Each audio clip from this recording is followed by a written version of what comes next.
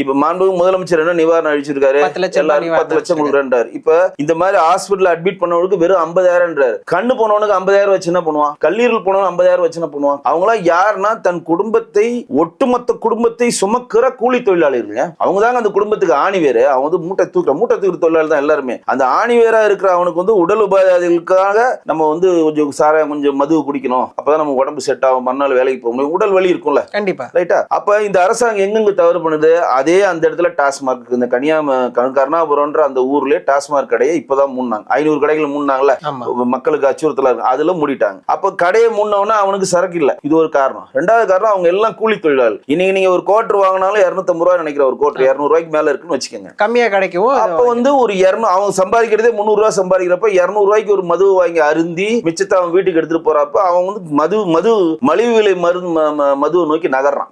இதுக்கு யார் கொண்டு வரது காரணம்? அரசாங்கம்.